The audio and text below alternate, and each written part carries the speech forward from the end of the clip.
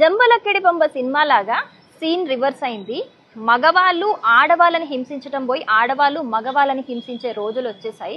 ఒకప్పుడు మగవాళ్ళు పెట్టే వేధింపులకు తాళలేక ఆడవాళ్ళు ఆత్మహత్యకి పాల్పడేవాళ్ళు. బట్ ఈ రోజుల్లో మనం రోజు చూస్తూ ఉన్నాము, ఆడవాళ్ళు పెట్టే ఒక మానసిక వేదనకి గురయ్యి తరచూ మగవాళ్ళు ఆత్మహత్యలు చేసుకుంటున్న ఘటనలు కావచ్చు, లేకపోతే రోజు రోజుకి మగవాళ్ళపై పెరుగుతున్న దాడులు కావచ్చు, రోజు రోజు పెరుగుతూనే ఉన్నాయి. అవి మనం రోజు న్యూస్లో చూస్తూనే ఉన్నాం. మరి ఇలాంటి సిచ్యువేషన్లో అంటే భర్త కనుక భార్యని వేధిస్తే ఎలాంటి చట్టాలు ఉన్నాయి, ఎలాంటి సిచ్యువేషన్స్ ఉంటాయి, ఎలాంటి సపోర్ట్ ఉంటుంది మనందరికీ తెలిసిందే. బట్ భార్య భర్తని హింసిస్తే గనక భర్తకి సపోర్ట్గా కొన్ని సెక్షన్స్ కూడా ఉన్నాయనే విషయం మీకు తెలుసా? సో ఈ వీడియోలో మనం అది తెలుసుకుందాము.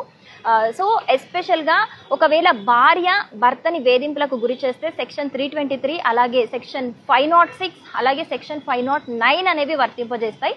సో సెక్షన్ 323 అనేది శారీరక దాడికి, అలాగే బెదిరింపులకు సెక్షన్ 506, అలాగే బ్యాడ్ వర్డ్స్ యూజ్ చేస్తూ మానసికంగా ఇబ్బందికి గురి చేస్తే గనక సెక్షన్ 509 అనేది భర్తలకి వాళ్ళకి ఫేవర్గా సపోర్ట్ చేయడానికి వర్తిస్తాయి.